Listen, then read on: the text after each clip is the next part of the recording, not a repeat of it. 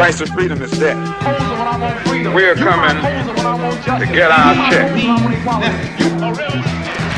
I know I literally just made this space like last minute. I had a little bit of time. I'm going to handle some business. I'm on my way to go handle some business right now. So since I'm driving and I kind of got a long road ahead of me, I thought it might be productive to have a space because I have some ideas. You know, I've been listening to a couple of spaces and a couple of people, you know, making some talking points and conversations. And I have some ideas that I think would be very beneficial as far as networking. Hold on, that's it, how to network. Oh, okay, that's fine. I can't make the title too much bigger. As far as how to network and stuff like that for reparations, because there's a lot of confusion going on. There's a lot of kind of back and forth and stuff like that going on. So I was thinking last night, like, what are some things that we can do, like, as a community to get the needle moving forward, to push the needle forward? So I came up with some ideas. Now, earlier this morning, someone from Los Angeles that I met when I went to the museum, they sent me something in California about like a reparations meeting in California, and that's what I put. I tweeted that out on Twitter. And when I tweeted that out on Twitter, I was wondering to myself, I wonder if they have anything like that in Chicago coming up soon. And luckily they did. So, you know, as luck would have it, I found something in Chicago that was just, you know, just available to pop up. So I screenshotted that and I made a tweet of that. So everybody can, you know, if you're from either California, if you're available tomorrow afternoon-ish around like 12 or 11, around that time, you can show up and you can make your voice heard. You can, you know, participate. And if you're from the Chicagoland area, you can participate.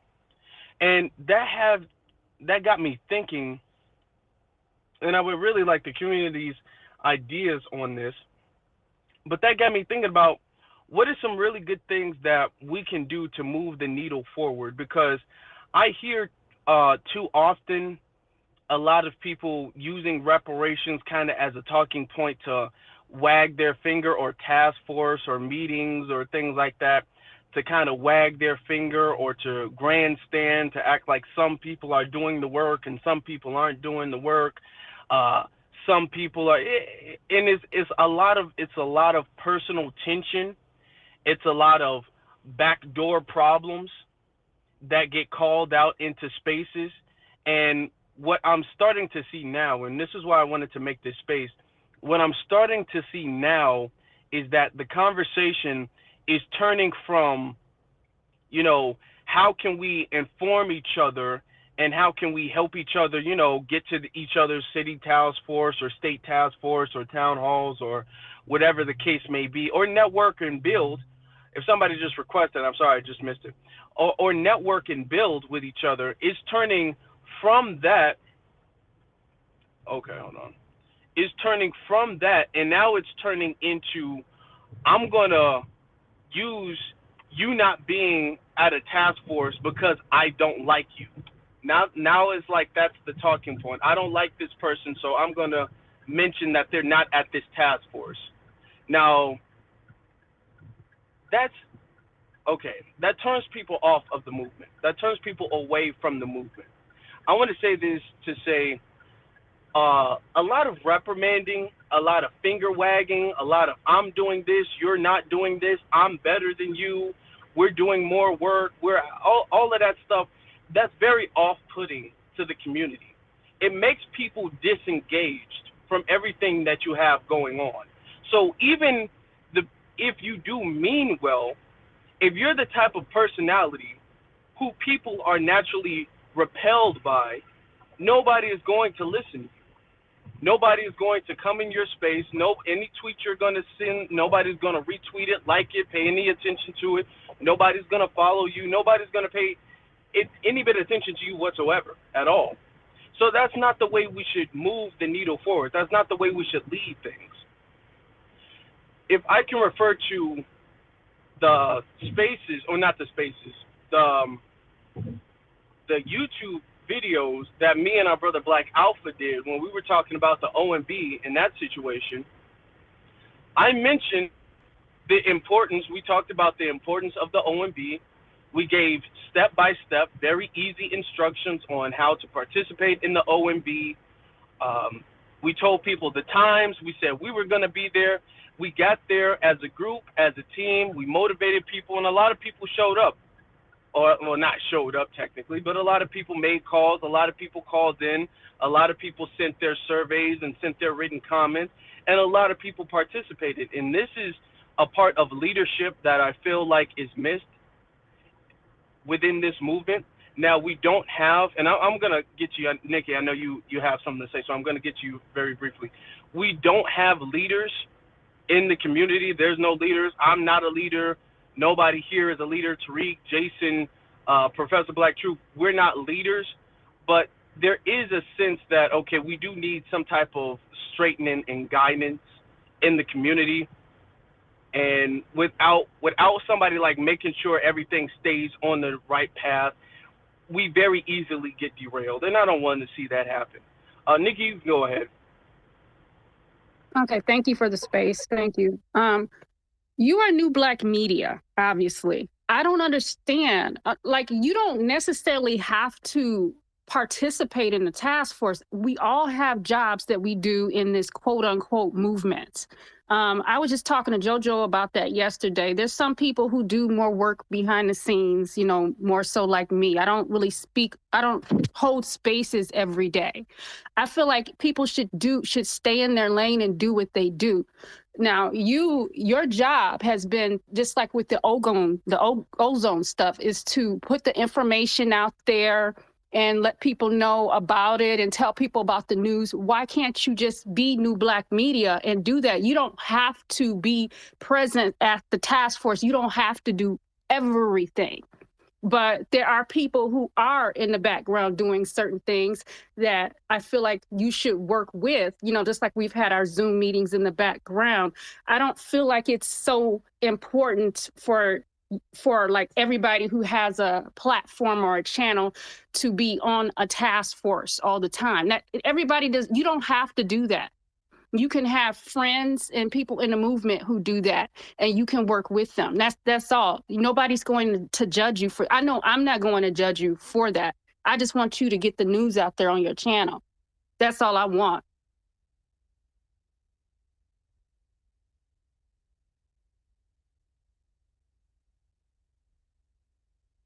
Thank you. It wouldn't let me unmute for a second, but I fully agree. Everybody has things that they do and that they're specialized in. You know what I'm saying? You do a lot of work, but you're not the one who has the microphone. That's fine. And I've said this for a long time now. Everybody does not need to have a microphone. Everybody does not need a blowhorn. And I'm not dissing the ones who have them. I'm honestly really not. You know, I got a microphone, so of course y'all know that. But I'm not dissing the ones. There's people who are just not good at public speaking. You know, when you go to a task force, you're speaking in front of hundreds of people and you're being live streamed. So you're going to be live in person speaking in front of thousands of people to be displayed all over the internet. There's some people who just feel very uncomfortable with that. And that doesn't make them any less passionate, and that doesn't make them any less important to the movement. That's why I don't feel like it, for the people who might have called into the OMB, for instance, there's a lot of people who called into the OMB. There's a lot of people who said, I might not call in, but I'll write a written comment. That's fine. You know what I'm saying? There's people who did both. That's fine. Teamwork falls off when the team is in competition with each other. And that's the type of stuff that derails the movement. When the team is like, okay, I'm your teammate, but low-key, I'm your competitor at the same time, that's never going to work for a movement. There's a lot of people who do a lot of things, but they don't do what you do. Like, Nikki, you don't do what I don't do what you do, and everything like that. But we respect what each other does. And that's the way teamwork and that's the way a movement it's supposed to be. So it's been a lot of people trying to kind of like grandstand. It's been a lot of people kind of trying to flex. It's been a lot of people who have issues, personal issues, that have really nothing to do with the reparations movement, but they have personal issues with other individuals. So what they're trying to do is they're trying to use, oh, well, you have a task force and I don't see you on the task force. That means you're not doing anything. Let's make this abundantly clear for everybody to understand. There is nobody in these Twitter spaces that are a part of any government-sanctioned task force for reparations. Anybody who's telling you a government-sanctioned task force for reparations is something you can just call up and say, hey, I want to be a part of a task force. Well, sure. We were just looking for somebody. Or just come on in anytime. Listen, getting a job at McDonald's is harder than that. You can't just call up anywhere and say, hey, I want to be a part of your government-sanctioned and funded task force. And they'd be like, well, sure, of course. We were waiting on somebody to call. That's not how anything works. And it's a lot of people being disingenuous. It's a lot of people just straight up lying because they don't like people. And the problem with that, and it's always going to be people who don't like people.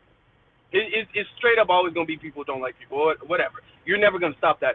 But the problem with that is it creates confusion and it creates chaos in the movement, and it turns a lot of people away.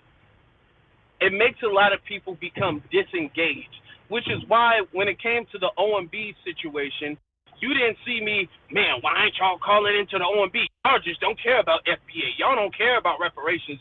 Y'all don't care. No, that's not how you lead anything. And I'm not saying I'm a leader, but that's not how you lead anything. That's not how you motivate people and galvanize people to do anything. You let people get the information and then let them, as we're all adults, decide what they want to do with that. And that's the way, like, for instance, the talking point of where is this coming from? What's that thing? Mind your state or control your state or something like that. Mind your own state. That's stupid. That's stupid. That's one of the dumbest things I've heard in this movement so far.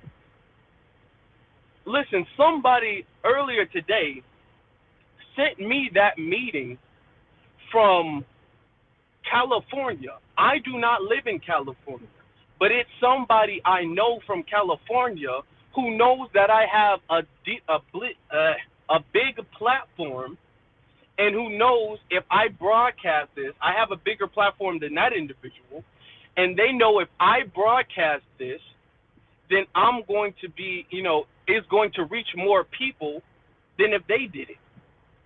So that's why I was like, okay, well, that's us working together. That's us networking with each other. You were able to find out what this was, because there's no way I would have found it. I would have completely missed out on it. But if you retweeted it, first off, I don't even know if the person's on Twitter, to be honest, following them on Instagram. But barely anybody would have saw it, or at least in comparison to the people who are following me on Twitter.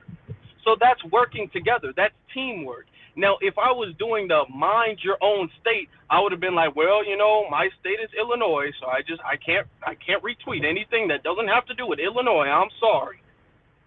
And a lot of people would have missed that. Now you have people who have actually sent screenshots that they're going to be going to that California meeting tomorrow, and that's because we networked and we helped each other figure it out. That's what the movement is supposed to be about. That's what teamwork is supposed to be about. Now, of course, I do understand if you are from a certain state, you should attempt to mobilize with people within that state. You know what I'm saying? And I'm from Illinois. There's actually, and I'll put this in a Jumbotron, there's actually something going on in Chicago tomorrow, and I'm going to be there. So I'm letting other people I know personally, if and to see if they are available to be there too. You know what I'm saying? The more the merrier. So everybody should, I'm not gonna say hyper focus and ignore everything else, but everybody should, keep a eye out for anything that's going on in their state, so that way they can broadcast that and they can share the information. And this is why it's important to have networks with other people. If you guys have any information or anything like that, and you guys feel like, okay, I might want to like reach a bigger audience with this, you guys can send it to me, just like that other person did. I don't even want to tell you if it's a male or a female because I don't want to give any of their business out, but just like that other person did this morning, reach out to me because my platform is bigger, and then I can help the people out. That's what a teamwork thing is supposed to be about. Now, that's why we have Zoom meetings in the background. I don't mind doing my part, no matter how big or how little it is. But if I were you, I wouldn't let that bother me. You say what you say it one time, and you go ahead and continue to be New Black Media and get the word out, to use your platform to get the word out to people and to educate people. You know that you're not just sitting up, not doing anything. You know what you're doing. We know what you're doing, okay? Yes, of course. Thank you for that. I'm gonna say, I appreciate that, and I appreciate all of the love and all of the support. I sincerely, to the bottom of my heart, honestly do. Now, I also opened this space up because when I was looking at like the little meetings and stuff like that, I had some ideas. I was thinking it's really good for us to start being proactive when it comes to certain things, as far as having these reparations meetings and, outings and advocacy groups and things like that, whatever you want to call it, right? Instead of us waiting for another person to make a reparations town hall or whatever the case is, and then us being like, no, we don't like it like that. We don't like it like that. To be totally honest, it's not that difficult. Now, this is not a task force. A task force is something completely different. We're not going to get any government funding with this. But it's really not that difficult to do something like how the Pan-Africanists are doing it in Baltimore. It's really not that difficult to do that among each other. I literally just thought of this morning, and that's why I'm like, you know what, let me make a space to really get what the people think about it. For instance, all you have to do is rent like a venue or something like that, and it doesn't even have to really be a big venue. You have small little venues and stuff that you can Google. There's like small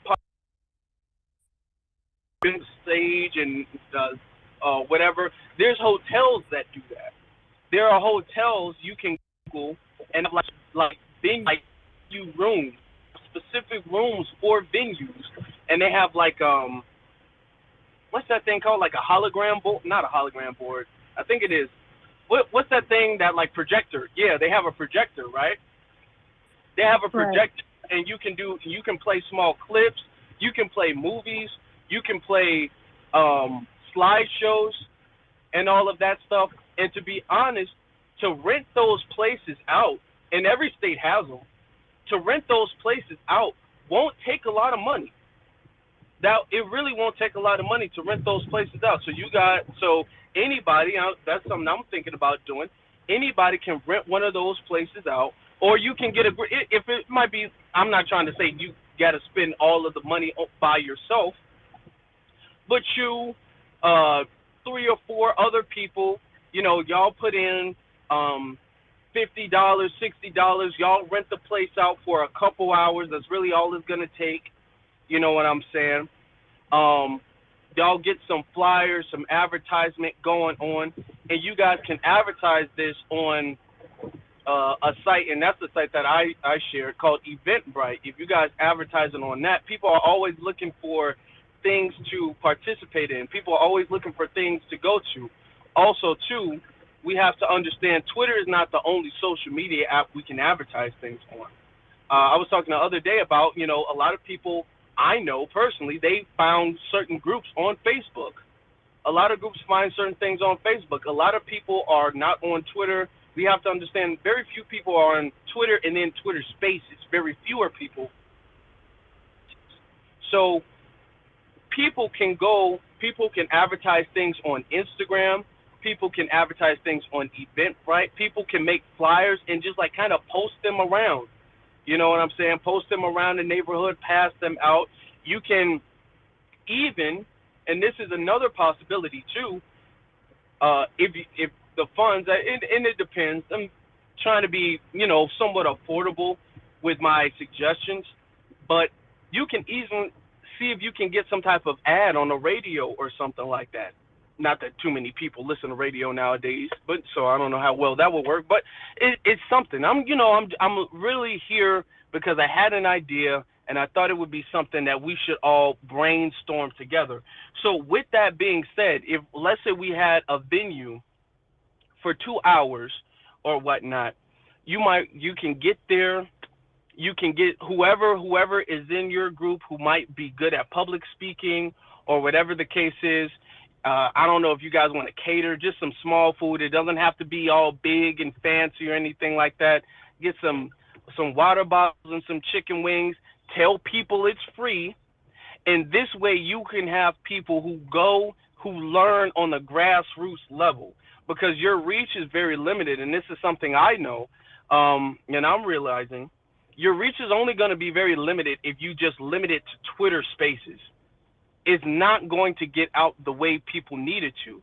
That's one thing in politics. And I've worked side by side with people running for the Chicago mayor, so I understand.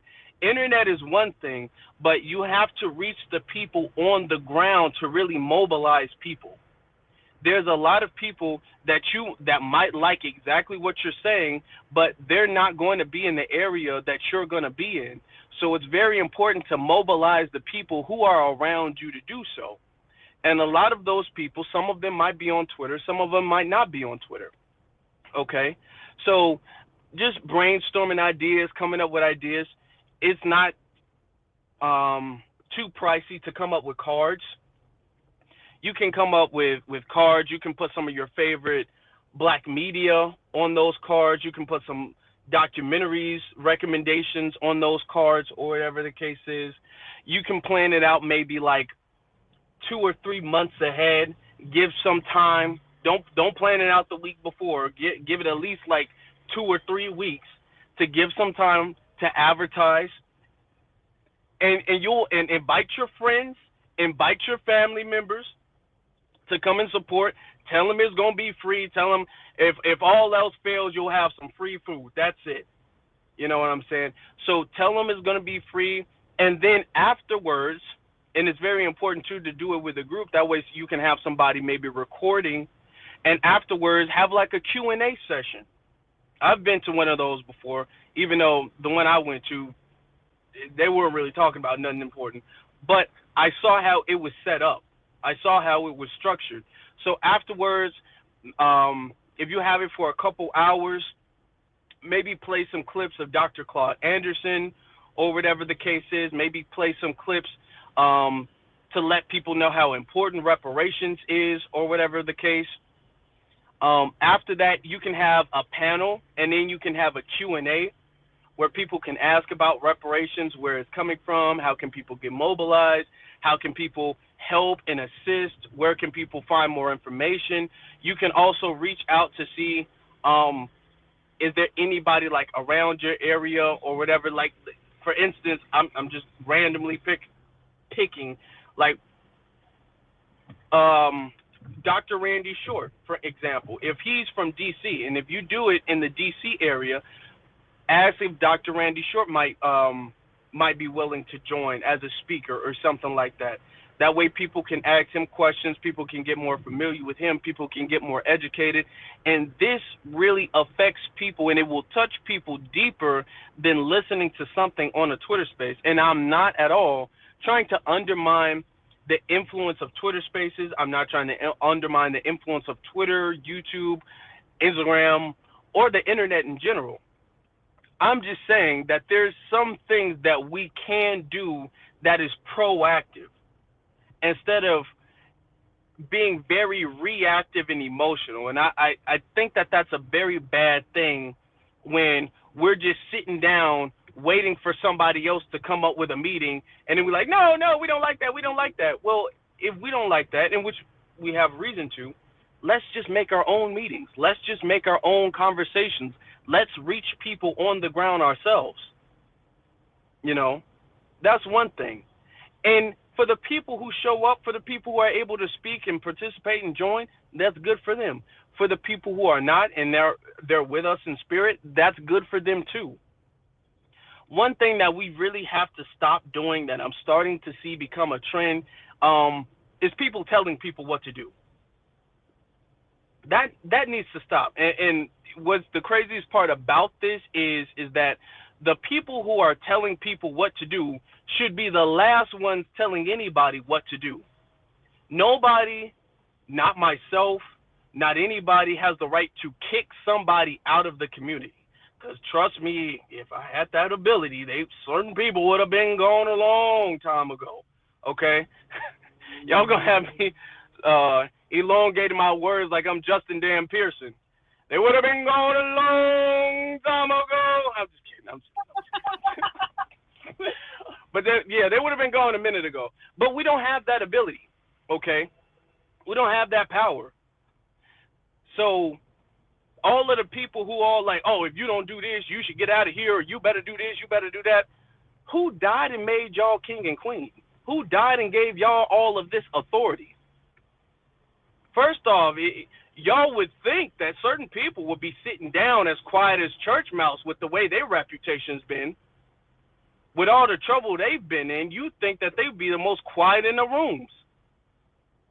But people are speaking with the authority, not only as if they have the right to tell people what to do, they're speaking with the authority as if they have the right to punish people for not doing what they feel like they should be doing. Okay, first off, that's bad leadership, because you don't have the authority to punish anybody. All you're going to do is to have people be turned off from anything that you're trying to do. You're not looking tough. This is Twitter. This isn't real life. Okay? Twitter can change. Beyonce don't even have a blue check anymore. Like, Twitter can change in literally a day. This is not real life. You don't have any power to ostracize nobody, to call nobody. All this calling people out, all this dragging people, all this running people off the block on Twitter, all that stuff is childish. We are not teenagers. We got a whole bunch of high school people, or people who mentally have not grown up from high school, trying to check other people. That's not the way we should be operating, folks. There's a lot of things that we can do to move the needle forward. You know what I'm saying? I want to say one thing, because I don't think that you guys get enough appreciation for the things that you guys do. It's a lot of times people who have the microphone, people who make the content, the videos, a lot of times those are the people who get the credit.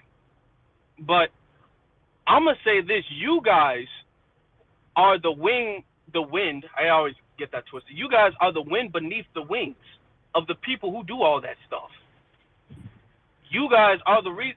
It would be just a man or a woman talking into a microphone, sitting in front of a laptop or a keyboard, if it's not you guys retweeting it, if it's not you guys liking, if it's not you guys coming back to back to back to back every week, if it's not you guys modding the channel, promoting the channel, sharing the channel, commenting, if it's not the work that you guys do, the channel won't be anything.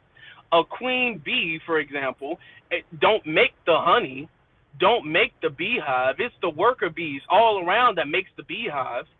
The ant hill, the queen ant don't make the damn ant hill. It's all of the other worker ants that make the ant hill. I'm not trying to take any credit away from anybody, but I'm trying to give you guys your flowers, because a lot of times you guys thank me, you guys thank other, you thank Tariq, you thank Jason Black, Professor Black True, Black Alpha, but Beezilla, I see you in here, Gravity. You guys thank us. Torian Rain, our brother Torian Rain, you guys thank us. And they do a lot of hard work. They do. Sorry, I was getting a call. They do a lot of hard work, and they deserve every bit of thanks, every bit of prop and credit that they get. But you guys do too. I know It's sometimes it's not easy to catch up with everybody's content. Sister Nicely, I see you in here. I saw that video you had with our sisters the other day. It's not easy to come up with this content. It's not easy to put this out multiple times a week. That's not an easy thing to do. But you guys are the reason that this stuff happens, that this stuff can even happen in the first place. Nobody is paying you guys to tune in. Nobody is making you guys tune in. But you guys are doing that yourself because you guys appreciate the work. You guys are benefiting from the work. Whether you guys, whether it's just motivational, whether you guys are learning something, whether you guys like our takes on something, for whatever reason you guys watch, whether you guys just like us personally, but like, you know what, I just like them, like her personally, so I'm just gonna watch just to support. Whatever the reason is, you guys' support is the thing that keeps the boat floating in the first place. So I have no authority to sit here and act like I do more than you guys. I have no authority to sit here and act like I am better than you guys. Okay, I'm the one who should be thanking y'all. Every time I get a thank you in my comment section, I return that with a thank you. Because that's what you guys deserve, in my opinion. And I feel like, seeing that this is New Black Media Appreciation Month, you guys deserve your special flowers too. Because New Black Media needs the people to watch the media. The media doesn't power itself. The media doesn't operate, or it doesn't power itself. It doesn't grow itself. It's the people that grow the media. It's the people that have to tune in and watch and share and like and stay tuned. It's you guys. You know what I'm saying? So, and this is what I'm talking about when it comes to teamwork. This is what I'm talking about when it comes to networking and bonding and moving together as a unit and as a family. So this is why I find it very disheartening when I hear certain individuals, trying to check you guys. Because you guys are good people. You guys are hardworking people. You guys are dedicated people. You know what I'm saying? You guys have lives. A lot of you guys got jobs, careers, school, family, but you guys still make sure you guys tune in. I see you guys on a weekly basis. You guys still make sure, even if you guys can't catch the broadcast live, you guys still make sure, hey, I'm leaving a comment, let you know I tuned in. I'm going to share it, let you know I watched it. I'm going to support it anyway. You know what I'm saying? That means a lot to me. It means a tremendous amount to me. Okay? So it angers me. It honestly does when I see somebody talking negative to you all, because you all do not deserve that. If you guys show up at the task force, salute to every single last individual who was on code, who showed up at the task force, who was on code. And if you guys couldn't make it for whatever reason you couldn't make it, salute to you guys for the work you do anyway. Nobody has the authority. You guys know, listen, I'm gonna say this, then I'm gonna get to our sister Miriam. Do you guys know the video I did about Freaknik? If you guys heard the noise in the background and it sounds like a fan is running, that's because that was my laptop fan running the whole time. I need to get a new laptop. That's another story. But that was my laptop fan running super hot in the background to cool my computer down as I'm trying to record and as I'm trying to edit the video.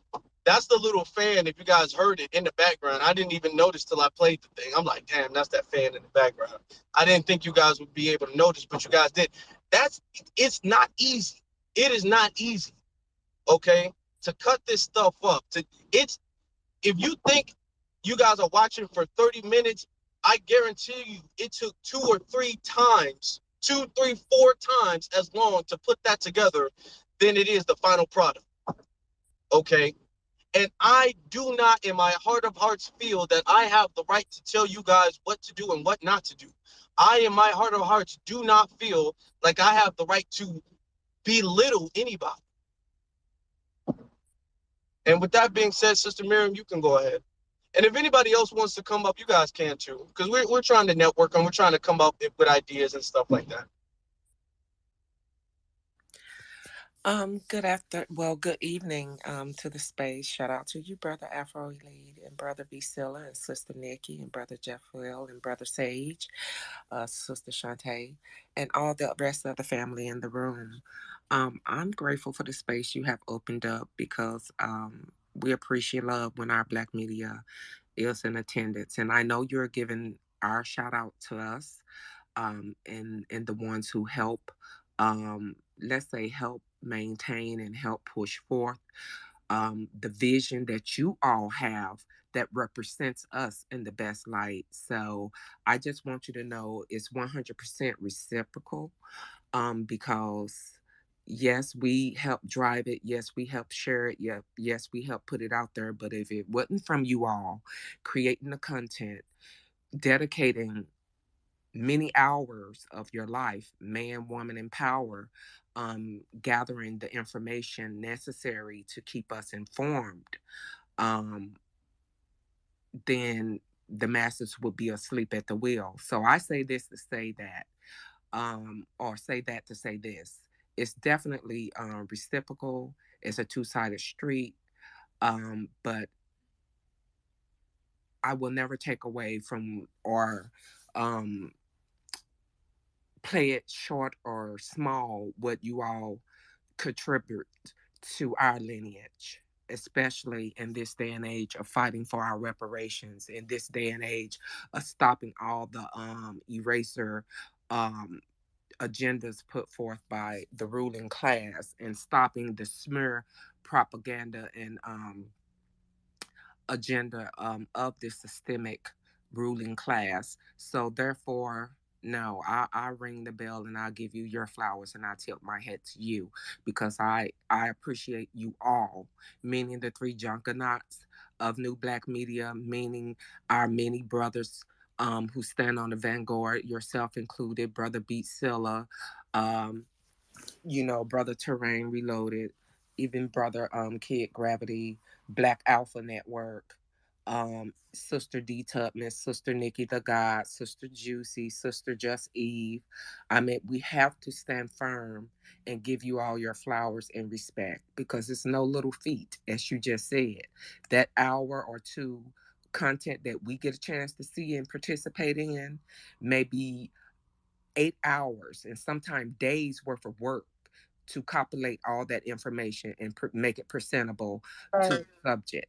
So, And um, I don't understand why somebody who is putting the news out there, putting the media out there, I don't understand why one person is expected to do everything. Everybody can't do everything. That's why there's so many of us. There's some people who you never see speaking who are in the group chats every single day working on typing up, looking up reparation stuff and sending things to us and bill and showing us bills and legislation. You never see them on stage. So I don't understand why someone who has a platform is expected to join the task force and speak on every little thing. We have to be more realistic about our expectations of each other, and we have to stay in our lane. And we also have to work as a team. You know, it's not easy, and we also have to stop fighting. That's number one. indeed, I'm in synchronicity with what you just said, Sister Nikki, because that is very important because there's many hands who help um, put the information forward, like you said, that never get the recognition that you do not know about, and they don't care to be known, but they definitely are there in its presence. And by her having saying that, meaning we all have a job, and we all have obligations, not only to ourselves and our family, but to our lineage, to our movement, to our reparations movement, to our very existence that's in this country. So, therefore, we all play a significant role, and we're all significant, should be active, significant contributors on different forms. And as far as the mind you state, you were saying earlier, it is very important to mind your state while at the same time do not forget your brothers and sisters throughout the country in this reparations movement, because it is a one collective, one family, one movement. You got to support each other. And that was so eloquently put, Brother Afro Elite, when you said you use your larger platform to magnify that, and then in turn we all get the information and we become signal boosters ourselves. So it is definitely a symbiotic or um, interchangeable, reciprocal relationship that we have to have. There's no I in team. So we all have to be accountable. We all have to do what we need to do, especially doing it in your own communities, while constantly, if you can, reach out and help a brother and sister who may be new to the movement, who have ideas or who have questions on how to make their movement. So we definitely have to keep all doors open, and I'll yield my time. Thank you so much. Thank you very much. That was heartwarming and well put. You know, we can family. We are adults and we are very intelligent. We are intelligent black society. We are the smartest people in black society. Let's be honest. Okay, we can walk and chew bubble gum at the same time. There's so many stories. Do you guys not see me all the time posting about Chicago? This happened in Chicago, Chicago, Chicago, Chicago. I'm always keeping up with what's going on in Chicago, but yet I be talking about stuff that happens outside of Chicago too. I'm not relegated and restricted to just Chicago. That don't make sense. That doesn't make sense. Let's. We got more hands up. We got more speakers. Living about. You can go ahead. Okay. How you doing, Apple? Actually, I would need to use this for everything that you did. But I'm gonna be honest with you. I didn't even talk to my mayor, and I went to the city. So anyway, let me have you over this conversation. And when I said to the mayor, Can you guys hear her? Can you guys hear? Yeah, I can't hardly hear. She No. sounds very muffled. Chantel, we can't hear you, sweetie. yeah, can you hear me now? Yeah, a lot better. No, you got this. Yeah. Okay, go ahead.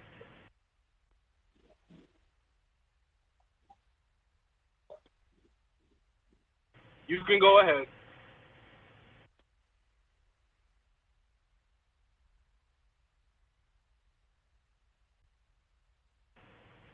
Okay, why don't you drop back down and come back up because we're not hearing anything right now. I don't know if you're speaking right now, but we can't hear it. Yeah, just come back up. Jake, you can go ahead. Hey, peace to all the Black Americans in the room, foundational Black Americans, everybody in the room that relate to being black. You know what I mean? Yeah, man. These people is trying to run interference on our reparations. They got a 5 day stay out. You know what I mean? What is the black media is doing about that? uh, Akon and the other people that's trying to run out on us as far as interference. Huh? I understand what you said. I'll post it. I'll post it. Okay, I'll post it in Jumbotron.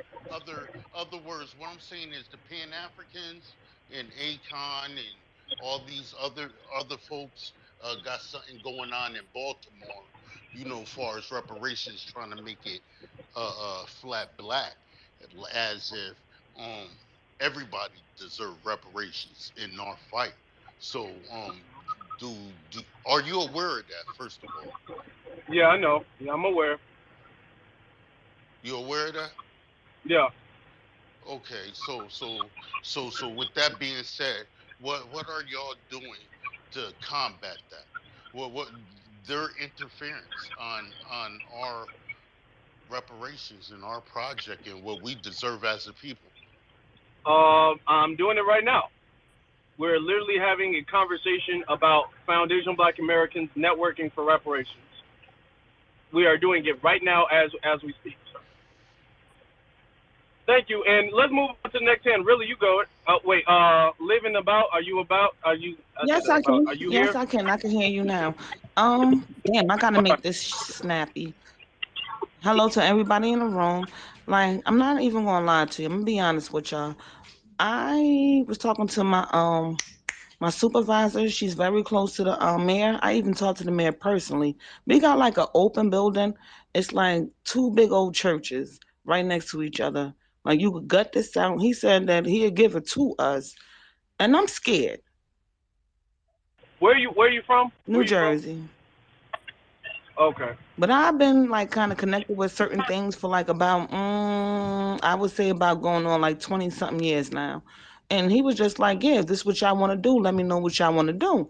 But I'm scared because I don't have like a back, nobody to back me up with it. Like I'm more of the person, I give it to you and just be like, look, what we going to do with this? It's a like at the bottom of the basement, it's kind of messed up. It always get flooded, but it's too big. Old. I wish I could take a picture. I'm gonna take a picture of it and show y'all what I could do. The only thing I could think about because my neighborhood is mostly like all the Black Americans that's around here, they Muslim. So I'm looking like, well, maybe they can convert this and make this into something to their own. So that's what I want to do. Excuse me, y'all. I got my baby with me. Um, I don't thought like every time I walk past this place for like the last 10 years, it's like, this right here could be something. And the mayor said that he could help us. My old supervisor told me that Shantae just come down and sit down and talk to me. But I'd be scared to sit down and get this together because I don't know if I have like a backup to help me to do this within my neighborhood. Forget the neighborhood. It can actually be for every damn body. It's a big enough space. When I tell you, I'm gonna take a picture and I want to show y'all this. He said that he could just sell it to us for cheap, but we got to pay the taxes on it. And that's when I be looking around. Yeah, Oh, okay, okay. Well, I'm gonna talk to you on the back channel to see. Like, I don't know if you, first off, if you're gonna buy anything, always have it appraised. Always do that when it comes to buying anything. Because if you're saying it's flooding all the time, I don't know if you want to turn that into really yeah, something that's in the or basement. if. Okay, well, okay, the basement floods. Okay, the basement floods. It's two I buildings. mean, It's two big old buildings into one. and you were thinking about buying that yourself? Heck no, I was thinking about giving them away to the people. Like, look, this is something that we need to make sure that we have like our own schools because the way my kids go to school over here, our kids, I live in a sanctuary city, so we go to school with every damn body. I wanted to break that up a little bit. Like, no, y'all need to have your own two buildings to make sure that y'all can have your own food, your own pantry, your own prayer, your own everything. And that little land right there be good enough for y'all. And when I talked to the mayor, he said that he will help me out. But I don't be trusting everybody. I'm kind of skeptical of trusting people. Okay, well, if and I've never seen a building. Okay, if I was in your position, what I would do as I would look to see if there was some friends or family, other black people who are like-minded, who can also look at the building, and then y'all brainstorm on first off what y'all want to do with the building, how much it's going to cost, how much you guys got to put in. You know, just come up with ideas like that. I don't think it's something that if you want to do it for the people, you should have other people to do it. It shouldn't be all on your shoulders. So before you buy anything, you know what I'm saying? Even if he said he's willing to help you out, you know what I'm saying, or sell it to you for a good cost, and I'm gonna assume he's a good brother, but just get some, get a second opinion, get some other people involved in it, get it appraised, whether it's the basement that floods or not, get it appraised before you buy anything. And we can talk about that maybe at a different. I just don't want us to get like too off topic. You know what I'm saying? But that was a good point you brought up. So just if you see any pictures or anything like that, DM me or somebody else, and we can network and see what we can do. All right. Yes. All right. Um, brother, really, we got hands up. We got hands up. So we'll get to the people who haven't spoken yet. Brother, really, you got it. What's up, Afro? I just want to let all my Maryland folks know about the bill HB 0875. It's to establish a reparations task force in the state of Maryland. It goes in effect. It goes in effect October 1st, 2023. So I want to put everybody on game about that. And because nobody really tripping about that Baltimore annual Baltimore Pan Africanist Babel convention that they have every year. It doesn't move weight. It has zero influence, and they just go there to babble. So I'm gonna put everybody on game about that bill though, and we all need to see what we can do to get on that task force. And I'll yield my mic.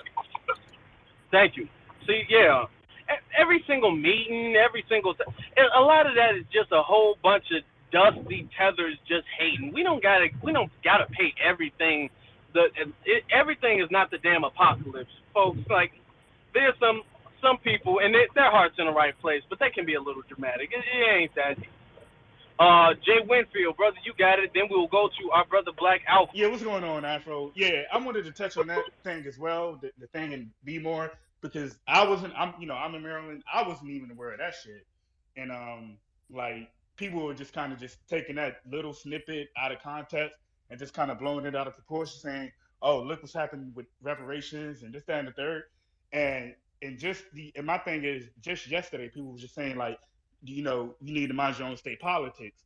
So my thing is a lot of people were saying, they got a lot to say, and people don't live in Maryland. They don't even know what's going on. And the brother Rilla, just gracefully broke it out. So I was just really confused about that.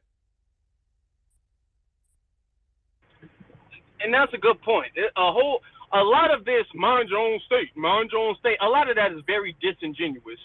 It's some of the nosiest people monitoring what everybody else is doing.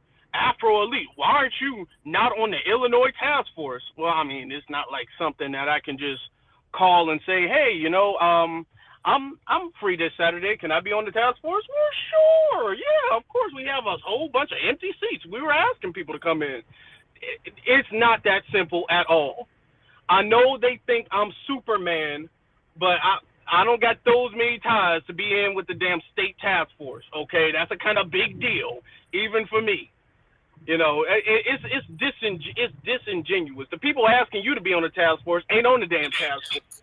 The people asking you to mind your own state, they ain't minding their own state. Like it's Afro. Really, what's good? Can I respond to Jay Winfield real quick, bro? All right. And also that bill, I've contacted all the sponsors of that bill. Haven't got a call back. I emailed all of them, but I'm just looking for information on how to get on that task force. What's the qualifications? So, just putting that out there. Yeah. Yeah. I mean, can you imagine how many thousands of emails they get on a regular basis? You think they're gonna see your email, be all like, oh yeah, let me text them back. I mean, come on. It's disingenuous. It's disingenuous. And you don't prove anything to nobody. Why aren't you on the task force? Mind your own state. Mind your own state. You ain't in this state. Because if you was, why aren't you on the task force? I'm just hitting with that. And Afro, let me wrap this up. Because that really threw me off because I'm seeing this clip and people were saying like, this is in the DMV. People got to understand Baltimore is its own separate entity. It's in Maryland, but it's not a part of the DMV. Just like the 757, is a part of Virginia, but it's not a part of the DMV. Northern Virginia, DC, and PG Maryland is a part of the DMV. So when people be saying, why wasn't you there? The DMV wasn't there. Like that's not a part of the DMV, and people don't understand that. So I just wanted to talk about that because there was a lot of misunderstanding going on, and I just thought it was just kind of rather funny how people was just saying that you need to mind your own state politics, and we got clips like this of people who don't live in Maryland saying, look what's going on. So yeah. Yep. Yeah. And can I just add real quick? I just want to add. Aren't there in this whole movement? Aren't there a lot of people like even just on Twitter Spaces? A lot of people live in Chicago. A lot of people are in Illinois. So Brother Elite, your mic is hot and it's giving feedback when others lift their hand to speak. I'm just saying that there should be other people in Chicago, not just one. There's not just one person in the Chicago area. That's all. Thank you, Nikki. Apparently, like I said, they think I'm Superman. I have to save the entire state of Illinois single-handedly. They admire me so much that they put the entire state of Illinois on my shoulders. Anything that happened, damn, Afro, there was a shooting. Where was you at? I'm sorry, yo, I couldn't be there. Next thing I know, I'm gonna be responsible for curing cancer. I can't do it all, y'all. I can't do it all. Y'all making me feel small. Batman. Black Alpha, brother, you got this, brother. You got this. Afro Elite, man, I'm just telling you, brother, there was a cat stuck in a tree in Chicago, and it's going on right now. You ain't there, brother. So shame on you, family. Checkmate. All right, listen, families, this is the whole, everybody in the space. One love, everybody. Happy Friday. All right. What I want to talk about right now is to the topic, you know what I'm saying, how to, network for reparations, and then I want to talk about some disingenuous people. First off, matter of fact, fuck that. Let's talk about the disingenuous people first, because that's more fun. When people say mind your own state, I don't mind my own state. I mind my own lineage. So that means all 50 states. And that's wherever my brothers and sisters are. I don't give a damn if some black kids got a lemonade stand in Arizona. I'm there. That's what it's about. Don't let anybody try to tell you where you need to put your focus on. Martin Luther King Jr. was killed on April 4th, 1968, and he was killed in Memphis, Tennessee. Should he have been minding his own state? Should he never have been there? Okay. Malcolm X was murdered in Harlem. He's not from Harlem. Should they have never been there? You understand where I'm coming from? Brothers and sisters, all of us in the space, there's power in numbers. We can focus on home, but we can also focus on where each other are. I'm going to tell you right now, I got brothers and sisters right here, and if y'all need me, I'm there. It don't matter. I'm from Ohio. I live in Georgia, but that doesn't mean I'm just going to focus on one place. We can multitask. We can do two things at the same time, and anybody's trying to tell you other than that is being disingenuous. And really, let's be real. All that mind your own state stuff that has nothing to do with reparations, that has something to do with folks hating. That's folks trying to pull little lecture games on people, trying to tell you what you need to do, what you need to focus on. That's all AKA a bunch of bullshit. We can do it all at the same time. So, I mean, look at it this way. Should we have not cared about the Trayvon Martin, the Mike Brown, the Breonna Taylor, the Sandra Bland, the Rakia Boyd? Should we not cared about that because it wasn't in our state? That type of logic is ignorant. We can't do that. We got to focus on, us as a collective, and we can focus on home first. Now, to the network point.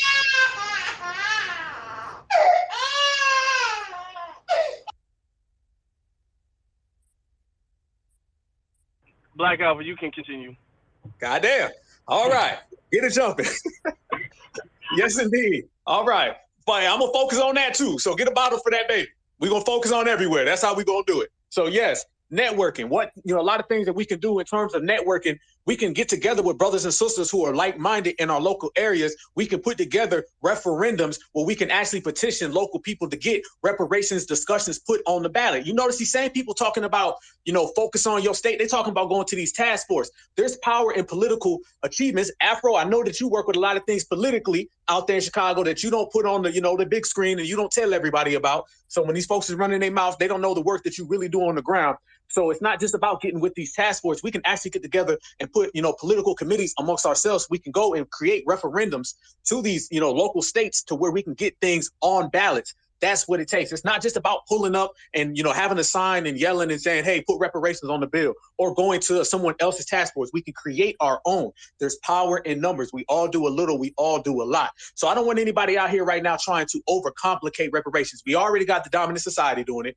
We know we got tethers trying to do it. You got folks out here saying 2.59, third and a half on a Wednesday afternoon equals reparations for 2.7% of the population. Man, fuck that. We already know what we on right now. Do not let these people come up with these spaces and whatever they're trying to do and make our reparations claims seem like they're more difficult than they are. Family, they weren't even talking about reparations 5 years ago.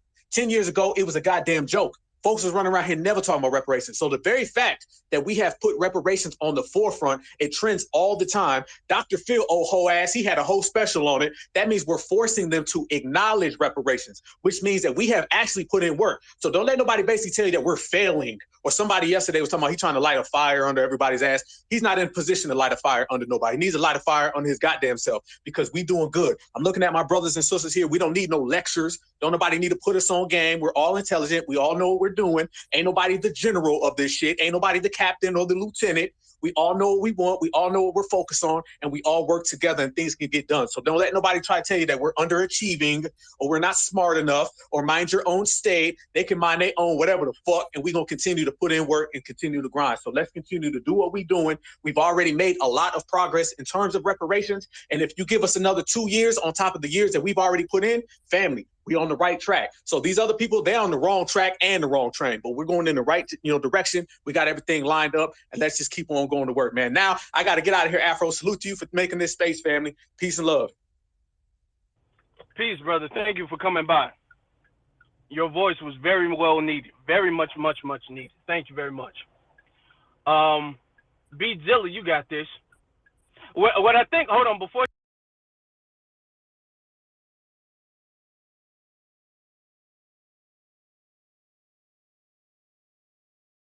he goes, what I think Brother Alpha was trying to get at is that we not behind the 8 ball.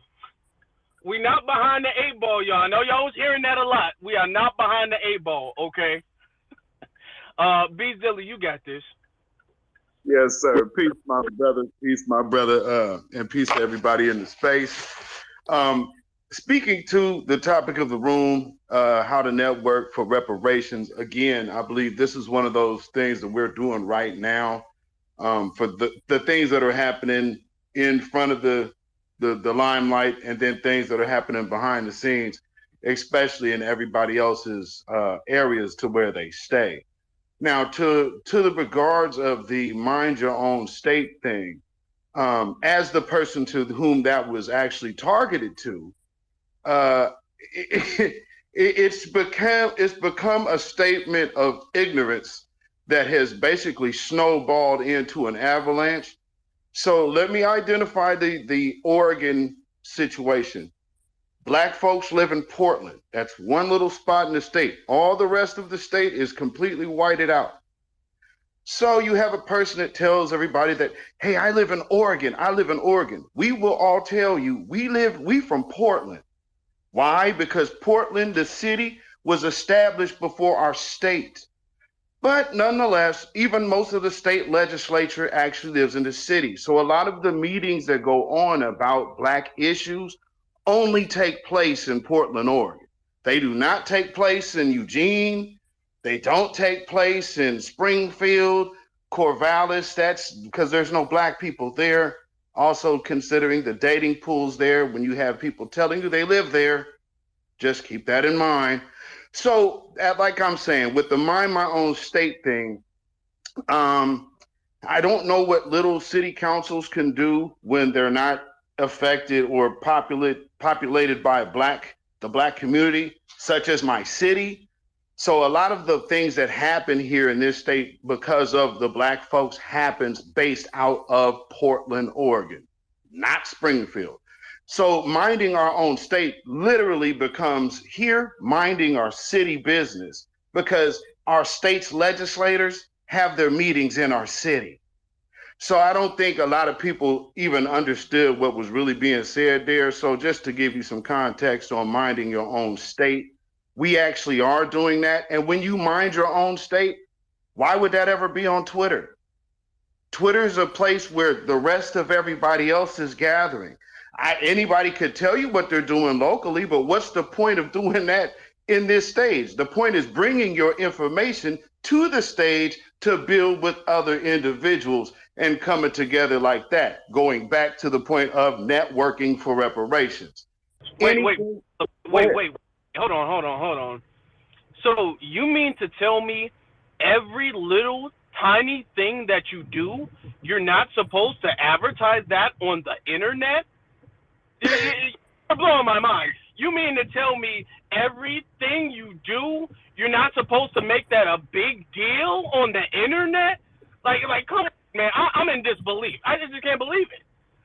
That's changed my entire way of living and thought. I thought every single thing I did, I was supposed to let people know on the internet. And it's become such a thing to where, like, those of us who have been part of this movement for those of us some couple decades in, this isn't about recognition. It's about the people, damn it. And I don't understand. Like, if you're doing the work, I don't need to tell you what I'm doing, because the effectiveness and people, to move in this and to be respected in this movement, you have to have time in. And there's a lot of people that just showed up yesterday. They're like, hey, why don't I know anything like Afro? Why don't I know anything? I can tell you, I know this brother Afro when he was being called a Russian bot before he even made a platform. This is what I'm talking about with time, having time in this invested here. Even when nobody knows who you are, you still add it. That's the movement. But, a lot of people out here like, man, I ain't getting my name mentioned. So what? My name never gets mentioned. I don't give a damn. We still pushing and we're going forward for what we need to be after. So if anybody could put their petty differences aside and understand this is the collective, because family, this is how I rock. If me and anybody on this app that I don't get along with is in the environment to where we the only two of us in that joint and something's going down, I'm not gonna leave you. That's what I need from these other individuals. And, unfortunately, not everybody rocks like that, but that's how we can successfully network for reparations and on that wavelength. And that's just my 2 cents, family. Once again, brother, peace, thanks you. And I'm gonna fall back to listener. Shout out to all of the loved ones in the house. Y'all have a blessed day, family. Appreciate you, B-Zilla. Thank you very much. Next, we'll get to Grinds TV. You got this.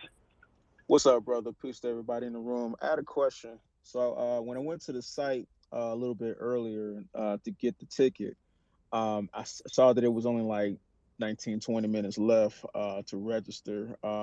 Is it only ticket only, or can more people come? Based off of what I think, most likely the tickets because the tickets online are free, based off of how the stuff like that goes in Chicago, because I've been to multiple. The tickets online probably will be free, but the tickets at the door you got to pay for. So if you guys miss the tickets online, you still might have a chance if you guys just show up. There might be like a $10, maybe at most $20 fee at tops, but yeah, you can. Yeah, that's how you get it. You get the tickets online like that. Now I've never been to this type of event, this event, so I don't know exactly, how this gets down. You know what I'm saying? But based off of the other events I've been to from Eventbrite or Eventbyte, I think it is. That's how it goes. So you're saying you were having difficulty getting a ticket? No, I didn't have a problem. It was no problem for me. No, the thing is, I had shared the link on Facebook as well. So, the thing is, I want more people to be aware and more people to attend. So I just wanted to make sure that, I knew what to convey. Is it only limited to those who had the ticket, or can more people come? I think it's not unlimited. It's not unlimited because there's only a certain amount of seating there. So what they'll do is they'll sell out a certain amount of tickets. They'll give out a certain amount of tickets, but at the door, because there's going to be people who get tickets and then they don't show up or whatever the case, and they're always going to have a couple extra seats or whatnot. So normally what these types of events do, they'll have the tickets online, but then at the door, they'll have like a handful of seats. You know what I'm saying? But what I would recommend that you do, don't just say, hey, just come and see if you can get a seat, because then you might have a whole bunch of people come and a whole bunch of people get turned away, and that would just be a big waste of time. So I would encourage people to get as many tickets as soon as possible, maybe one or two if they don't have the time to get a ticket, if the website say they sold out, maybe one or two of them just show up, just crossing their fingers and hoping they get lucky. But I wouldn't tell a lot of people, hey, just come anyway. I wouldn't say that to a lot of people because they might get turned away. Okay, I appreciate it, brother. No problem, no problem. Hope to see you there. I'm gonna be there tomorrow. I'll see you there tomorrow. Yep, yes, sir. Sister Miriam, you got this, sister. Thank you, Brother Afro Elite. As you know, I live maybe 4.5 hours away, and I didn't get a hold of it until this morning, like looking on, notified that you had tweeted something, and I was like, oh, okay. I'm very interested in possibly making that travel there. Um, but hopefully, definitely for the next one, I will say that. And also I wanted to make a PA that Facebook is I think getting ready to settle another lawsuit again because they have breach of information again. So those of you who still have accounts and do networking and things on there, um, you can go and fill out your petition. And it is legit. It is legal. I've seen it. I've done it. My daughter's done it, and others I know have done it.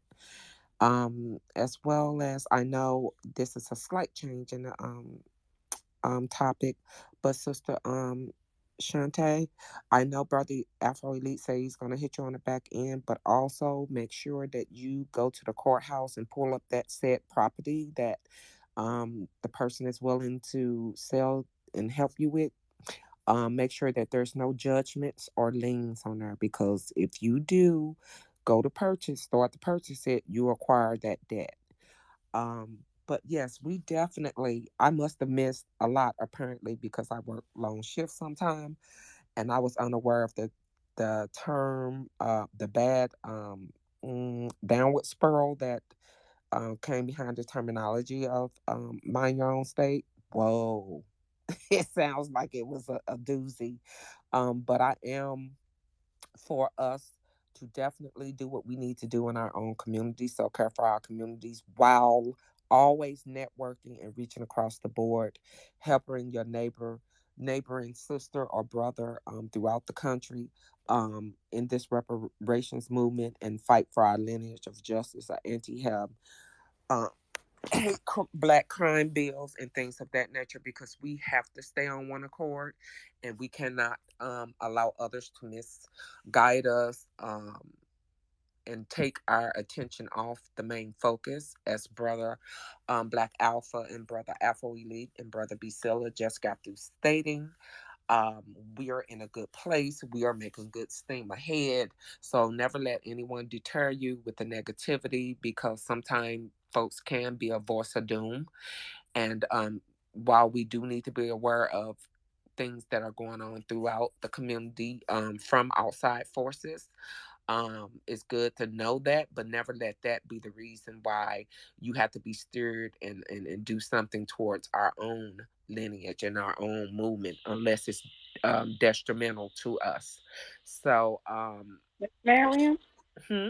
I probably Yes, it's okay with you. I probably hit you up, but when I tell you I was scared, when I look at it, I think as a prize, like, damn, this is what we need. And then I got the mayor trying to back me up, and then I got my other people trying to back me up too. She was the Democratic Party. She said that she'd help me do anything. But Miss Marion, I'm a little terrified. it's I'm nothing scared. wrong with having a little fear, Sister Shantae, And there was a because brother we in are the comment human. section. He says But he's from New Jersey. You know what I'm saying? Like, look at how beneficial this space has already been. You got a brother from New Jersey. He's saying, he's willing to help you out and look at the property with you. And this is what I'm saying, because I've never even been to New Jersey. So I'm saying, get some people who are maybe familiar with that area, because just because you buy a land doesn't mean you want to get a land in a decent area where you can do things around. Now, I don't know where the area is, but, I'm saying there's a lot of variables that you have to take into account, before you buy anything. And then what are you going to turn it into? Turn it into a school is going to take a lot of paperwork. It's going to take a lot of money. You know what I'm saying? Do you want to turn it into a church? Do you want to turn it into, it depends. You can turn it into anything you want to, but I'm just saying, You want Really to, good service. multiple people to kind of help you out with that. 100. Definitely hit me on the back end with that, Sister Shantae, because I don't want to, steer away from what we're mainly talking about, the networking of reparations. But definitely, you, DM me, and we can network accordingly. And I'll be there to assure you because I do have some experience, but we're all human. And that's what it is when you take leadership steps or make a movement for not only yourself, but towards your community. So I definitely appreciate love that. And now yield my time and let someone else speak. Thank you, Brother Afro Elite. Absolutely, make sure that the young man that told you that he was from New Jersey, I guess you got to give him my number or just, that we can link up. Let me know his name. Everybody Uh, have a good day. And I thank y'all. okay. Thank you. Okay. I'll be trying to network with you guys. You know what I'm saying? See what I can do to help. Thank you for giving us that because that can be very beneficial to the brothers and sisters in New Jersey. You know, so we don't know what type of gem that was that you just dropped. So thank you very much for that, and thank you. Shout out to the brother. I couldn't see your name, but shout out to you. Now, Jake, you can go ahead.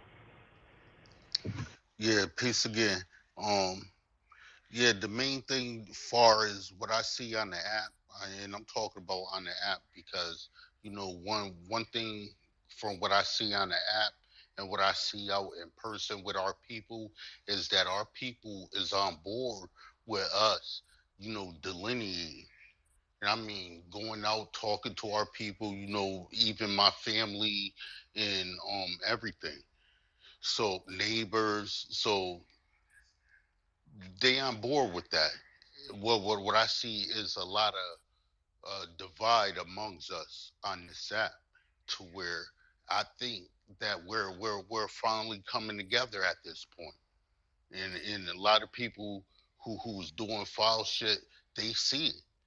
They definitely see it, and some of them been cast away. But I find it hard to believe, us being the gods of the planet, we can't come together. One thing that these tethers could do, they could put all their differences aside and come together against us, against our reparations, uh, against us uh, uh, rising up against all our politics, against everything that we've been fighting for to make it good for them to be here. Because trust me, if we ain't fight, they wouldn't want to be here. So I think that we all need to not think but know, because at this point it's out of our hands. Either we're going to unite or we're going to die, and the ethnocide is in. There's no other calling other than for us to unite, regardless of our acronyms, regardless of our religions, regardless of anything, and unite on our Jake, bloodline. Jake, Jake, is this about people? No, no, no. This Okay, about Black Americans. I always stood on being Black American. You never see me hell of people in space. Stop that, Sister Nikki. I just asked you a question, sir. Nah, nah, you know that. Don't you trying to be funny? It's all good though. But I land there. Well, let me jump on that. Thing is that getting together, a bunch of black people getting together is good to a degree, but it can be very detrimental to a degree too. If you study the work of Neely Fuller Jr., he talks about he doesn't even believe, and he was strict on this, he doesn't even believe black people should be around each other unless there's something productive going on. You know what I'm saying? Because too often a group of black people around each other and there's no agenda, there's nothing productive going on.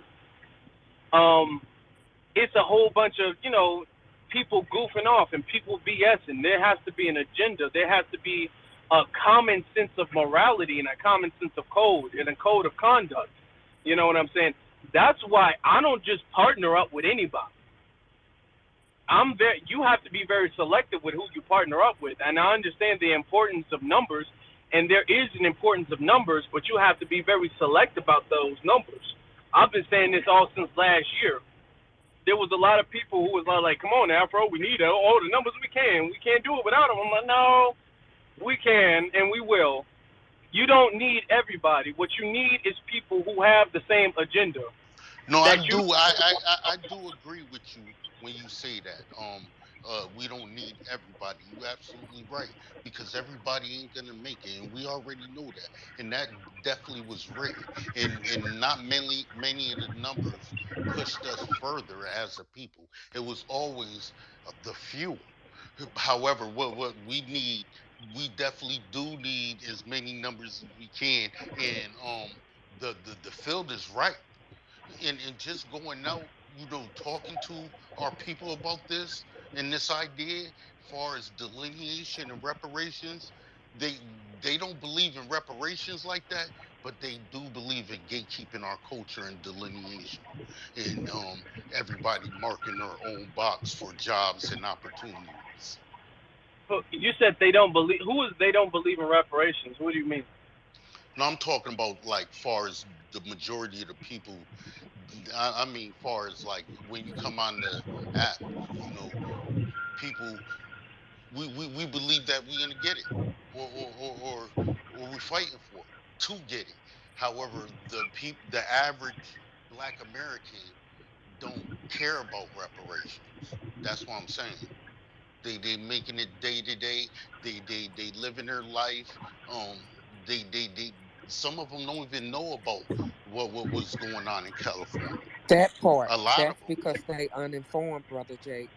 I like what you're saying, and I'm agreeing with most of what you're saying. But the right way to word that would be not that they don't care or don't want it.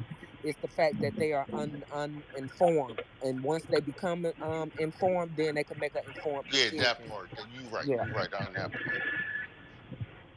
Yeah. And this is why it's important for us to have these conversations where we can find solutions to reach the everyday black man and black woman who's on the ground. You know what I'm saying? Because there's millions of black people who really, in their heart of hearts, care for reparations, want reparations just as bad as us, but they don't. They're not on Twitter. They're not on the same YouTube channels that we're on, or at least they're not in the same Right, Twitter. and brother, you won't believe, right? The people that I've been talking to, far as even with delineation and the OMB to make, Black Americans and all of our classifiers, official lineage, they happy for that. You know what I mean? The petty bickering that goes on Twitter Spaces don't happen out there when I talk to our brothers and sisters in the streets. Exactly. Exactly. That's why we have to have these conversations. We have to have these meetings and talk about how we can reach more of these people. Because if they agree with delineation, why would they not agree with reparations? You know what I'm saying?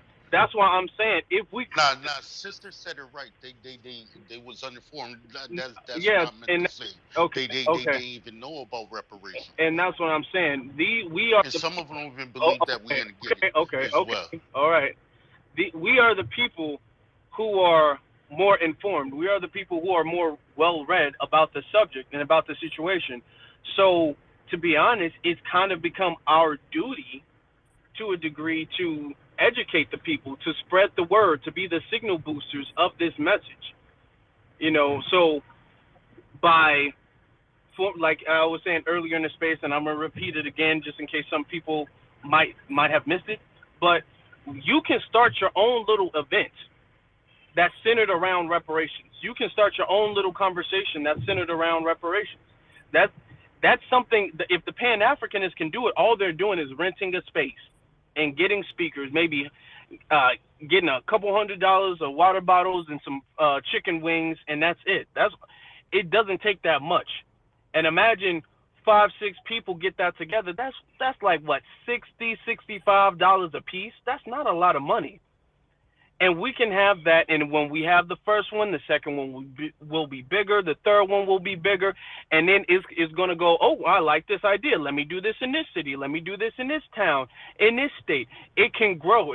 That's how movements grows. The Black Panther Party, and I say this often, the Black Panther Party only started with two men. It only started with Huey Newton and Bobby Seale, and it became a nationwide thing because they was all like, you know what, we're just gonna do it, and whoever gets on board, they're gonna get on board, and look how many people got on board. And they wouldn't have got on board if Bobby and Huey did not take initiative. So that's why I'm saying we have to have these, and I'm not saying you're not doing that, but I'm saying we have to have these conversations and be proactive. No, yeah, I got you. Sister Miriam, you got it. I'll try to make this swift because I know Sister Nikki. I seen your hand wave and she would like to speak. Um, Indeed, Brother Afro Elite, that is so brilliant. And like I've said many times, to DM one another, to contact each other through email. If you don't want to do anything on this app, email each other your contact information, and definitely so that we can start networking behind the scenes and on a deeper level. And some of us are willing to travel to where another brother and sister at to give support. If we're unable to do that in the physical, we definitely can do it over the phone lines. We definitely can do things like Sister. I love Sister Teslin. Some have an issue with her. She's just a strong woman in her right, and she's very educated on what she do. Shout out to that sister, for she is part of the New Black Media as well. She is our political analyst. No one gets it in the way she do with push the line. That is very important because she gives you an unbiased account on how to move politically, locally, starting locally in your own communities, with even your leading all the way up to your aspirations of going up into higher politics. As our brother Marcel Gibson, Marcel was saying, sorry, our brother Marcel was saying, and Sister Teslin was saying also, become a bank person for that person. You can make calls from wherever you are within these 52 states or 50 states, and help support a brother and sister that you want to throw your weight behind, that you appreciate what they're doing for their community. And in relation to that, then when they can also help you in some of the things you are doing. And as far as the spaces, and if you don't have the monies to rent spaces, because you know what clubs do, admission is anywhere from 10 to 20 to $25. So let's say you have 50 to 100 people or 20 people or 10 people, you utilize your monies that way. Let's say $25 to $50 a piece and up, and you could get these rooms. Or if you have a church, most pastors won't mind you having a meeting in their basement, although now a lot of them are not political, but most of your local small churches, you could get that in and they don't mind. You can also go to your community centers. If you have a community center within your community, you can utilize that free space. um you can also just print out flyers, are not that expensive. Do write one up that's in accordance to what you want to speak about in the agenda, that you want to push for our lineage, for our communities and your individual communities, that is. And print up these flyers and pass those out throughout the community. Not only just stick it under people card things. When you see a person, engage a person, talk with them. Most of us are approachable. Most of us don't mind a short, brief synopsis or a conversation with someone, getting information on something that is local, that may affect them and their family and their lineage. Like I said, most people are uninformed, or if they are informed, it's poorly informed. So, like Brother Afro Elite was saying, we somewhat have accountability because we are the better informed and well read. It is incumbent upon us to have a social responsibility of our fellow man and woman of our community, to make sure that they are uplifted in this process, and in turn uplifts us all. I'm not saying be he woman or she man or he man. Sorry.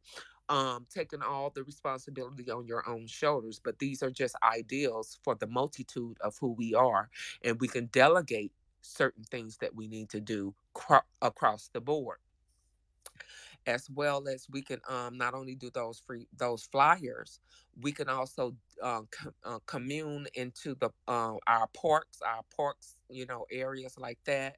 Or if your neighborhood have an empty lot or something like that, you can have a meeting there. And it's just things like that and ideals like that that we could be very positive and moving forward with, and well informed with. And I'll yell my time. Oh, thank you, family. Thank you. Another thing, and that's why I'm glad that I have you up here as a speaker. Another thing is community colleges. A lot of community colleges, and I know community colleges specifically, but I believe bigger colleges and universities do too. They have spaces that you can rent out. They have like small sections and stuff like that that they have people rent out, and you can rent that out. Not only can you rent that out, but it's also going to naturally attract a lot of younger people, especially at the college level, because a lot of them, they're going to already be old enough to vote. A lot of them, if they're in college, they're going to be like interested in politics and interested in what's going on in their community and stuff like that. You can reach the people where they are. You know what I'm saying? That's kind of making it a lot easier for you to get people to be there.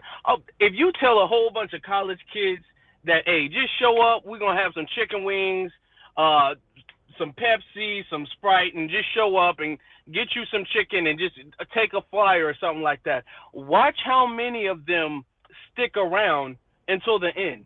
Just like, oh, just listen for a couple minutes or whatever the case is. Watch how many of them do it. There's so many people who want something like this to happen in the area that they're in. It's just nobody's really getting it organized. Nobody's really getting it started. You know what I'm saying? So just watch that. You know what I'm saying? So if you can just go to your community college, whatever, and it doesn't have to be in your city. It can be in the city around you or something like that. And then say, okay, if I wanted to rent this venue out for 2 hours, 3 hours, and I wanted to have a speaker here, how much would you charge me to rent it out for that amount of time? Oh, we charge you $300, $400. Okay, divide that up between 5 people, 6 people, and that's not a lot of money. Then y'all get some chicken, y'all get some Pepsi from the store, and you good. And you good, and you're gonna be around a lot of younger people who are gonna be interested anyway. You know what I'm saying? So all of these ideas, this is what networking is supposed to be about. This is what brainstorming is supposed to be about. Then set it up, put it on your Facebook. Ask your family and friends, because a lot of times when we put stuff on Facebook, our family be acting like they don't see it. You know what I'm saying? Our families be acting like they don't see nothing. Now when Nicki Minaj or Cardi B come out with an album, everybody see that. Everybody's retweeting that. Everybody's sharing that. When you post something about an event, everybody, I just wasn't really on the line that day. I just had a double shift and everything, and then I had to go to the bank, and everybody acts so busy. So just ask and be like, hey, auntie, you know what I'm saying? I can you retweet this? Just do that. Try to get the word out or whatever the case. Ask me. If y'all got anything going on, ask me, and I will broadcast it for you guys. You know what I'm saying? If you guys feel that you guys need, some more advertisement, I got you. I will broadcast for you guys. And we can get more people involved. We can get more people engaged. Brother Afro Elite, I agree with everything you just stated, because you can usually rent out spaces in colleges, be it community or universities, very cheap. And a lot of times those spaces are free. and offer it to the community if you go through the necessary, talk to the deans or whoever over those different things. Sometimes you could get free space. And oh gosh, I agree with the refreshments and some chicken wings or some fruit platter or something like that, or veggie platter. But as far as the refreshments, we got to push water and teas, bro. I'm sorry on that. Yeah, the Pepsi. I'm just thinking about my skin. He said Pepsi. I kept saying water though. I kept saying I don't even drink Pepsi. I don't know why I was saying Pepsi. I don't even really like Pepsi. Oh my God. Okay, we're gonna get some water. We're gonna get some tea, some spinach. Ginger ale. Do some ginger ale with some Caesar salad. That's cool. Walnut salad, or you get some penne alla vodka noodles, or you gotta step up your game when it comes down to the food. I just have one small thing to say real quick. I feel like we should just focus on the larger cities or the cities who are already set up. If you are in a state that does not have anything set up already, I don't think it's a problem if you go like to your neighboring state. Somebody's mic is hot. I don't think it's a Brother problem if you Afro go. Elite.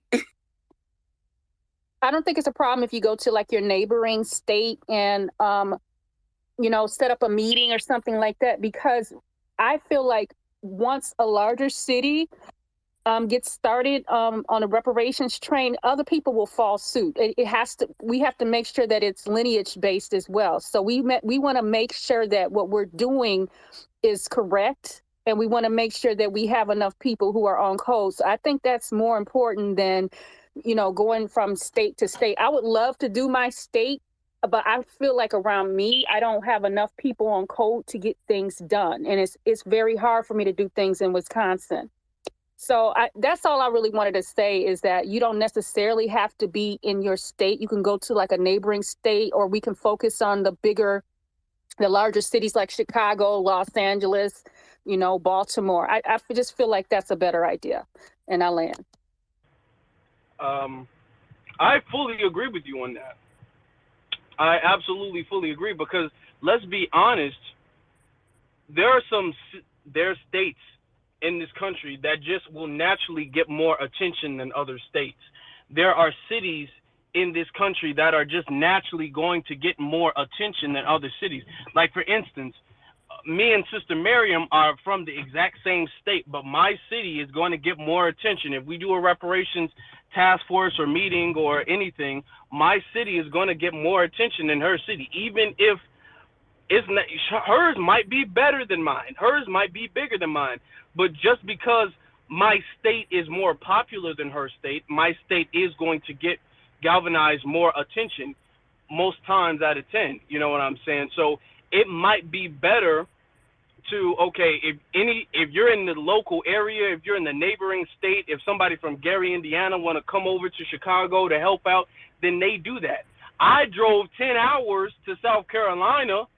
Okay, I ain't flexing, but I did. So, I mean, yeah, you can go over to another state and help out and try to make that thing pop, and then that grows instead of, everybody doing a small little thing where only like a few people show up, you know what I'm saying? Only like 2 or 3 people show up nationwide, and everybody forgets the next couple weeks.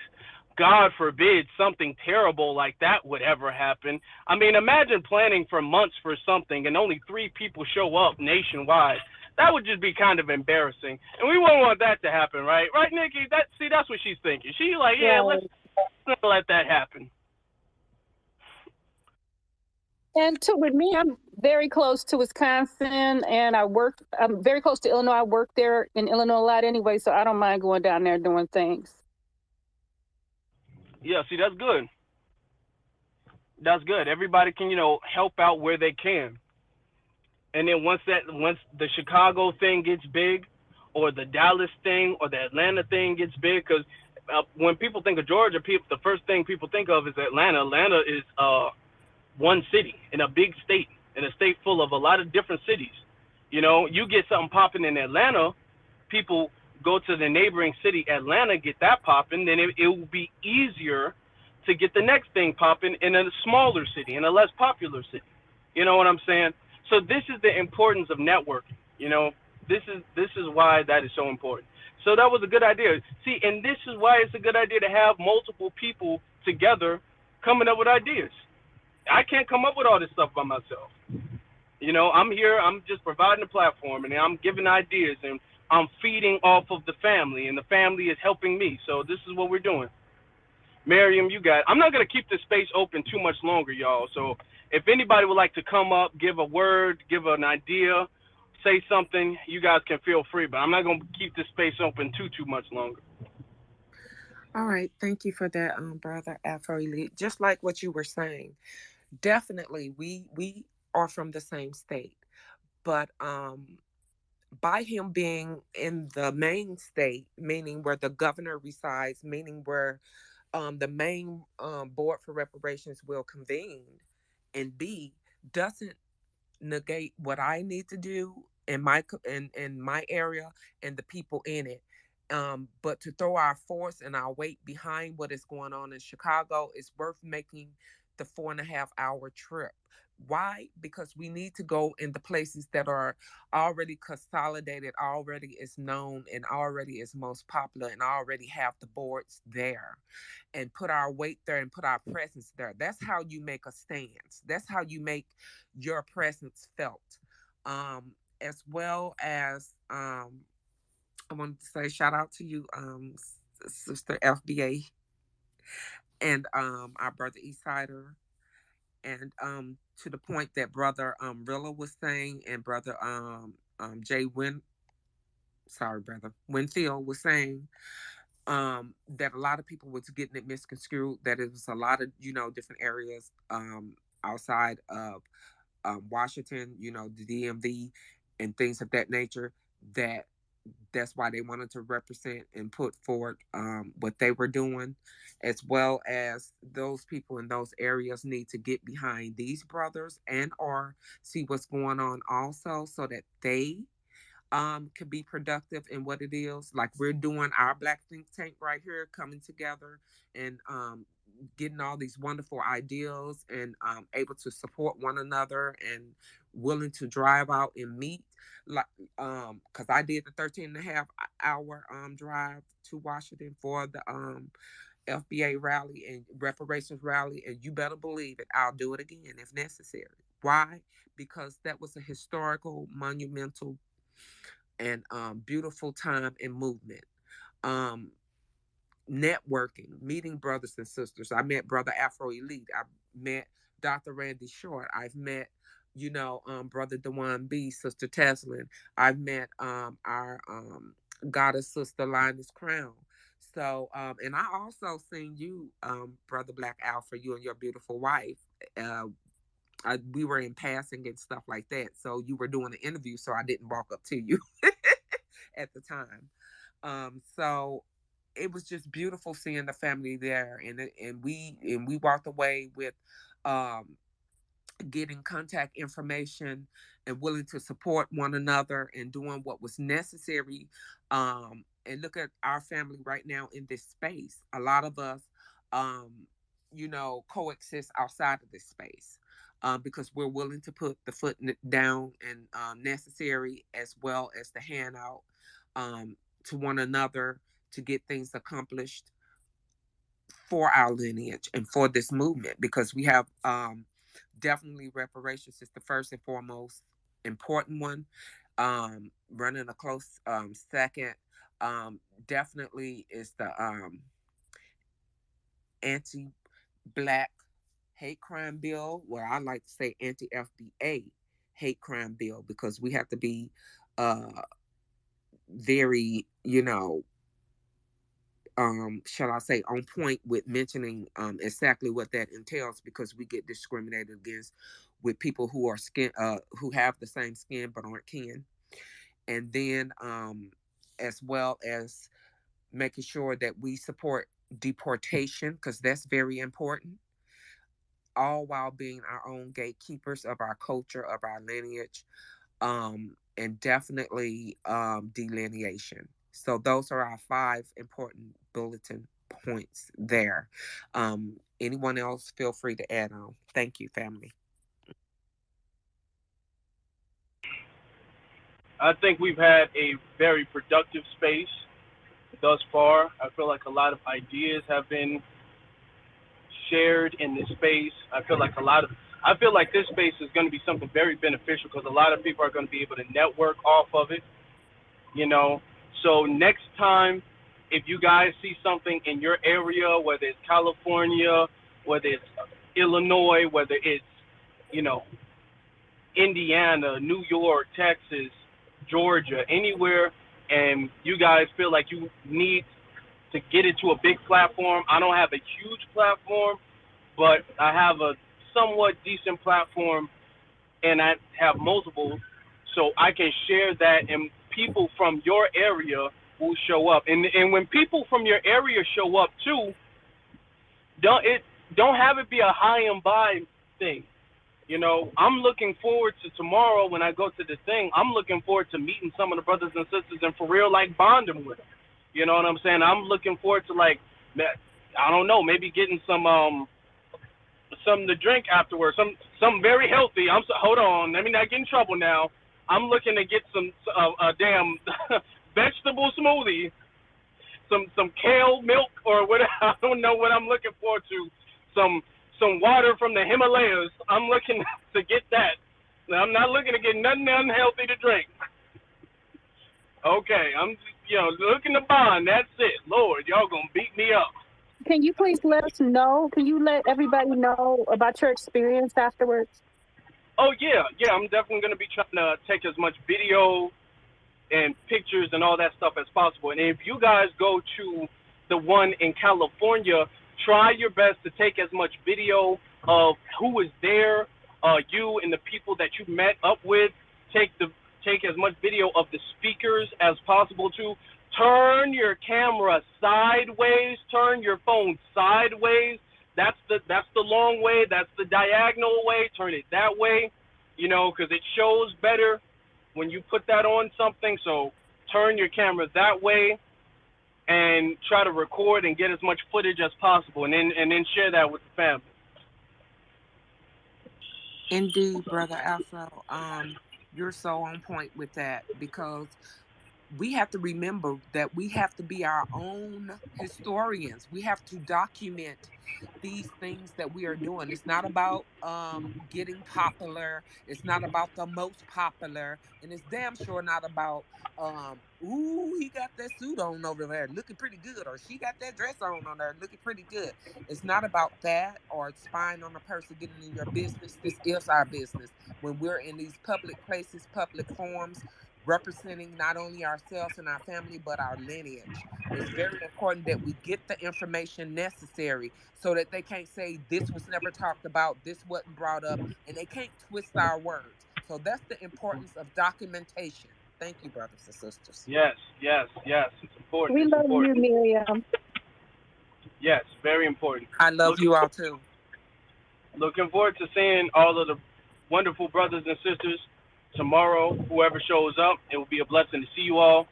Some of you all I've met before at the rally, and then some of you guys I'm going to be meeting for the first time. So I'm excited. I'm looking forward to it. Hopefully, it's going to be a productive meeting or conversation, committee, whatever. You know what I'm saying? And if it's not, we're going to have the fuel to counter that. We're going to use that to fuel us proactively. You know what I'm saying? That's why it's important to take videos of stuff like that, because we break that down on YouTube and stuff. We're the ones who take that and we chop that up and we break it down, we dissect it, and we get the angles and the talking points straightened out. So it's important whether you agree or disagree with what's being said. Don't storm out the building. Just stay there, record. It's only going to be a couple hours, So that's that. With that being said, brothers and sisters, I will let you guys go. You guys have a good Friday evening. I appreciate everybody who's been in here so far. I just wanted to get some ideas out. I've been thinking about this morning. So, like I said, for the people who are just in the Jumbotron, for the people who are just getting into space, in the Jumbotron, you have a meeting going on tomorrow, one in Chicago and then one in Los Angeles. They're both about reparations, so there's some other stuff in the Jumbotron too. Okay, I didn't even see that stuff. But yeah, okay. You guys go ahead and you guys try to make it. If you guys can't, then I'll let you guys know next time. With that being said, brothers and sisters, I will give a B1 salute to every single last one of you brothers and sisters. You all have a good rest of your evening.